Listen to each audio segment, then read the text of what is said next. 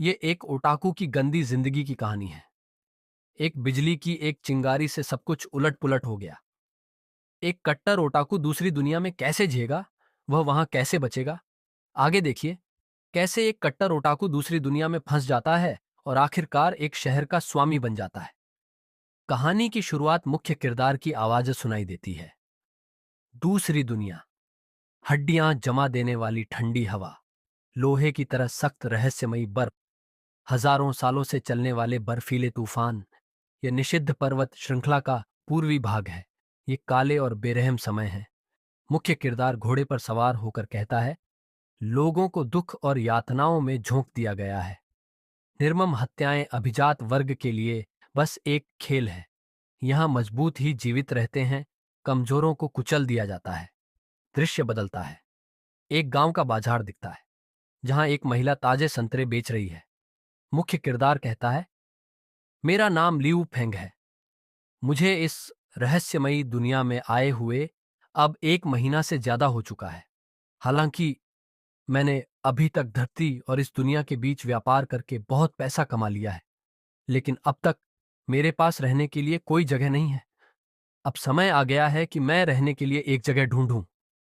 Feng एक सराय में प्रवेश करता है। वह दुकानदार से पूछता है, क्या तुम यह सराय मुझे बेचोगे? दुकानदार चौंक कर कहता है, ये छोटी सी दुकान पूरी तरह सुनसान है और तुम इसे खरीदना चाहते हो। कहीं तुम पागल तो नहीं हो? फेंग मन में सोचता है, मुझे बस रहने के लिए एक जगह चाहिए और ये जगह बिल्कुल सुनसान है। अगर मैंने यहाँ एक सराय खोली तो बहुत पैसा कमा सकता हूँ। तुम्हें इसे बस मुझे बेच देना चाहिए। दुकानदार गुस्से में कहता है, ये बिक्री के लिए नहीं है। अचानक एक बूढ़ा आदमी सुनता है और कहता है, तो तुम्हारे पास बहुत पैसा है, तो फिर तुम पूरी एक नगरी ही क्यों नहीं खरीद लेते? फेंग चौंक जाता है और कहता है, क्या? एक नगरी? बूढ़ा आदमी मुस्कुराकर कहता है, बिल्कुल सही मेरे दोस्त। फेंग मन में सोचता है, अरे ये तो मेरा पुराना ग्राहक बैरन कार्टर है, शी यांग नगरी का स्वामी। ये कंजूस आदमी पैसों की तंगी में नहीं है, तो फिर यह अपनी नगरी क्यों बेचना चाहता है? फेंग पूछता है, बैरन कार्टर, ये जमीन तो तुम्हारी जान से भी प्यारी थी, तुम इसे क्यों बेचना चाहते हो? बैरन जवाब देता है, मैं बूढ़ा हो गया हूं, नई पीढ़ी मेरी उम्मीदों पर खरी नहीं उतरी। मैं बस अपनी जागीर को बेचकर किसी बड़े शहर में जाकर आराम से जीना चाहता हूं। फेंग मन में सोचता है, क्या यह मजाक कर रहा है? यह बूढ़ा लोमड़ी तो बहुत चालाक है। लेकिन फिर भी आखिर यह इसकी कीमत क्या मांगेगा? फेंग पूछता है, बताओ इस नगरी की कितनी कीमत है? बैरन एक शैतानी मुस्कान के साथ कहता है, मुझे सिर्फ 100 स्वर्ण मुद्राएं चाहिए। फेंग चौंक कर कहता है, क्या? क्या तुम पागल हो गए हो? बैरन कहता है, 100 स्वर्ण मुद्राएं, सास 40 लाख भेड़ें, प्लस 5 लाख मवेशी, प्लस 3 पीढ़ियों तक बैठकर आराम से जीने की गारंटी। फेंग लड़कियों के बारे में सोचकर शर्म से लाल हो जाता है और कहता है, क्या तुम मुझे बेवकूफ समझते हो? मैं कोई नया आदमी नहीं हूं जो अभी अभी इस दुनिया में आया हो। बैरन कहता है, अगर यह महंगा लग रहा है तो मैं तुम्हें एक कुलीन उपाधि भी दे दूंगा। लेकिन फेंग मना कर देता है। अचानक फेंग की गर्दन के सामने एक तलवार आ जाती है। कार्टर का बेटा शैतानी मुस्कान के साथ कहता है, तुम्हें गर्व होना चाहिए कि मेरे पिता तुम्हें यह नगरी बेचने के लिए तैयार है। तुम इसे मना करने की हिम्मत कैसे कर सकते हो? फेंग डर कर कहता है, तुम मुझे जबरदस्ती खरीदने पर मजबूर कर रहे हो? तभी बैरन हाथ उठाकर अपने बेटे को रोकता है और कहता है, अब शांति से ही धन की प्राप्ति होती है। अगर दाम की बात है तो हम इस पर चर्चा कर सकते हैं। तो बताओ, तुम्हें कितनी कीमत उचित लगेगी? फेंक कहता है, 100 स्वर्ण मुद्राएं तो दूर, मेरे पास 30 स्वर्ण मुद्राएं भी नहीं है। बैरन कहता है, कोई बात नहीं, बस 30 स्वर्ण मुद्राएं ही दे दो। फेंग चौंक जाता है और मन में सोचता है, ये 30 स्वर्ण मुद्राओं में भी बेचने को तैयार है। कहीं ये मुझे धोखा तो नहीं दे रहा? तभी बैरन कहता है, बस जब भी मैं तुम्हारा चेहरा देखता हूं मुझे तुम्हें खास छूट देने का मन करता है। फेंग कहता है, लेकिन मेरे पास पैसे नहीं है। बैरन कहता है, तो तुम खजाने देकर भी इसकी भरपाई कर सकते हो, है ना? फेंग पूछता है, कौन से खजाने? बैरन कहता है, जैसे कि क्रिस्टल के गिलास। फेंक मन में सोचता है, हद है, इतनी देर से यह मुझसे मोलभाव कर रहा था और असल में इसकी नजर मेरे चश्मे पर थी। फेंक कहता है, यह कुछ ऐसा है जो मैंने हजारों मील दूर पूर्वी दुनिया में यात्रा करके सबसे प्रसिद्ध हुआ रण ही स्टोर से खरीदा था। फेंक एक संदूक उन्हें सौंप देता है। बैरन खुशी से कहता है, मैंने एक बार ड्यूक के महल में क्रिस्टल का गिलास देखा था, लेकिन यह तो उससे भी ज्यादा सुंदर और स्पष्ट है। फेंग मन में सोचता है, इस दुनिया के लोग कितने आसानी से मूर्ख बन जाते हैं। काश मुझे पहले पता होता तो मैं और गिलास ले आता। बैरन मुस्कुराकर पूछता है, मेरे दोस्त, क्या तुम्हारे पास और कोई खजाना है? फेंग मन में सोचता है, यह धोखेबाज यह जानना चाहता है कि क्या मेरे पास और कोई कीमती चीज है। अगर हां, तो ये लोग मुझे मारकर वह सब लूट लेंगे। चूंकि सिर्फ एक गिलास को ही खजाना माना जाता है, तो मैं बस अपने सारे खजाने इकट्ठा करूंगा और उन्हें अपनी भंडारण जगह में रख दूंगा। देखता हूं कि वह क्या करेगा। तभी वह एक संदूक निकालता है और कहता है, मैं इसे तुम्हारे लिए खोलूंगा ताकि तुम देख सको। फेंक उन वस्तुओं को अपनी भंडारण जगह में भेज देता है जो वह पृथ्वी से लाया था। बैरन खजाने का नाम सुनकर बहुत खुश होता है। जब फेंक संदूक खोलता है और कहता है, ये मेरी दूसरी वस्तुएं हैं। बैरन कार्टर, क्या इनमें से कोई चीज आपको चाहिए? बैरन नाखुश होकर जवाब देता है, इन वस्तुओं की मुझे फिलहाल कोई जरूरत नहीं है। फेंक पूछता है, क्या आप पक्के हैं? खैर, यह तो दुर्भाग्यपूर्ण है। दृश्य बदलता है और हम एक घोड़े का पैर देखते हैं। फेंक कहता है, ये शीयांग शहर के पास के गेहूं के खेत है। ये अच्छी तरह से बढ़ रहे हैं। बैरन जवाब देता है, बिल्कुल। हालांकि तुम्हें उन घुड़सवार चोरों से सतर्क रहना होगा जो शरद ऋतु की फसल के दौरान अनाज लूटने आते हैं। तभी बैरन कहता है, मेरे मित्र, यह रहा शी यांग शहर। फेंक खुशी से अपनी आंखें फैलाकर देखता है और कहता है, यह पूरी तरह से अपनी कीमत के लायक है। लेकिन अचानक बैरन उसकी बात काट देता है। बैरन खांसते हुए कहता है, मेरे मित्र, वह वहां नहीं है, यह यहां है। फेंक उलझन में इधर उधर देखता है।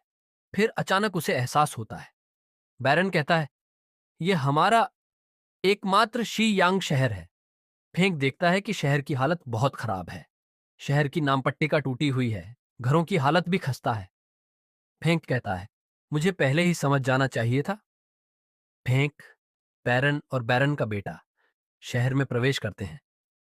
फेंक सोचता है, भले ही आसमान से पैसे बरस रहे हों, फिर भी मुझे इनमें से कुछ भी नहीं मिल पाएगा। तभी वह देखता है कि एक लड़का अपनी बहन से कह रहा है, दीदी, मुझे भूख लगी है।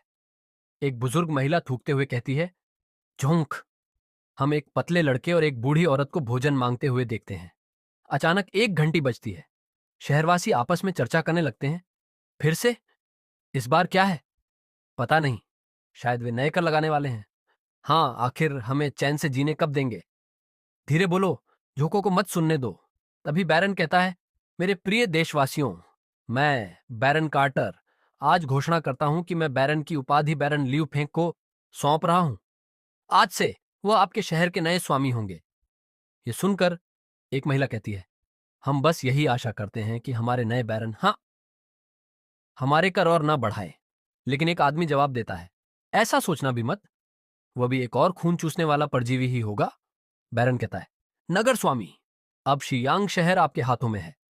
अब मैं विदा लेता हूं, कृपया आगे बढ़ें। यह सुनकर फेंक नागरिकों के सामने जाता है और कहता है, नमस्कार, आप सभी को आज से मैं। लेकिन अचानक नागरिक गुस्से में चिल्लाने लगते हैं, दफा हो जाओ झोंक, खून चूसने वाला, हमारा सारा पैसा पहले ही लूटा जा चुका है। और वे फेंक पर पत्थर फेंकने लगते हैं। नीच पर जीवी, इसे खत्म कर दो। फेंक सोचता है, कोई आश्चर्य नहीं कि कार्टर ने यह शहर मुझे इतनी सस्ती कीमत में बेच दिया। नागरिक गुस्से में चिल्लाते हैं, तुम सब वाकई बेकार के लोग हो। बैरन गुस्से में कहता है, वह गंभीर रूप से घायल था और 7 दिनों से भूखा था। और घायल आदमी से पूछता है, इतने सारे लोगों के बावजूद तुम उसे हरा नहीं पाए? एक घायल बुजुर्ग आदमी जवाब देता है, मेरे स्वामी, वह बहुत ताकतवर है। सच कहें तो हम उसे पकड़ नहीं सके। बैरन गुस्से में कहता है, बस बहुत हो गया, तुम पूरी तरह से निकम्मे हो। अचानक बैरन को एक विचार आता है। वह चिल्लाता है, नगर स्वामी, मैंने आपके लिए किले के तहखाने में एक गुप्त उपहार छोड़ा है। फेंक चौंक जाता है। क्या? एक उपहार? बैरन फेंक से कहता है, तुम्हें तुरंत जाकर उसे देखना चाहिए। अगर देर हुई तो किला ध्वस्त कर दिया जाएगा। फेंक हैरान होकर चिल्लाता है, क्या? किला ध्वस्त कर दिया जाएगा? और सोचता है, आखिर तहखाने में क्या है? और फिर वह तेजी से किले की ओर दौड़ पड़ता है। फेंक महल में पहुंच चुका है। वह दरवाजा खोलता है और अंदर प्रवेश करता है। उसे एक चूहा और एक मशाल दिखाई देते हैं। फेंक कालकोठरी की ओर बढ़ते हुए कहता है, लो, मैं आ गया। आखिर उसने इस जगह में किस तरह का तोहफा छोड़ा है? उसे एक जेल दिखती है और वह अंदर झांककर पूछता है, क्या यहां कोई है? फेंक देखता है कि जेल का दरवाजा बंद है। जैसे ही वह दरवाजे को छूता है, वह गिरने लगता है। उसे झटका लगता है और वह घबरा कर कहता है, अच्छा नहीं हुआ, ये गिर रहा है। फिर वह तेजी से बचता है और कहता है, हे, अभी भी सोचते हो कि तुम मुझे कुचल सकते हो? नहीं तो। लेकिन तभी दरवाजा उसके पैर की उंगलियों पर गिर जाता है। इससे फेंक दर्द से चिल्लाता है, डैडी, ये तो बहुत दर्द कर रहा है। वह अंदर प्रवेश करता है और चौंक जाता है। वह देखता है कि वहां एक लड़की है जिसके कान बिल्ली जैसे हैं और एक पूंछ भी है। वह बेहोश है और बहुत ही बुरी हालत में है। फेंक चौंकते हुए कहता है, एक बीस्ट वुमन! तो इस दुनिया में सच में बीस्ट फोक मौजूद है। वह लड़की के पास जाता है और उसे जगाने की कोशिश करता है। वह पूछता है, क्या तुम अभी भी जिंदा हो? बेहोश अवस्था में लड़की पानी मांगती है। फेंक ये सुनकर सोचता है, क्या यही वह तोहफा है जिसके बारे में लॉर्ड कार्टर ने कहा था? खैर, मैं बस यूं ही उसे मरते हुए नहीं देख सकता, है ना? फेंक अपनी शक्ति का उपयोग करता है और स्पेस स्टोरेज खोलता है। वह कहता है, देखता हूं कि मेरे पास उसके पीने के लिए कुछ अच्छा है या नहीं। वह अभी बहुत कमजोर है, इसीलिए उसके लिए एनर्जी ड्रिंक सबसे अच्छा रहेगा। फिर वह एक बोतल निकालता है और लड़की को पीने में मदद करता है। लड़की आंखें खोलती है और पूरी ड्रिंक फेंक के चेहरे पर थूक देती है। फिर वह फेंक के सिर पर एक जोरदार लात मारती है।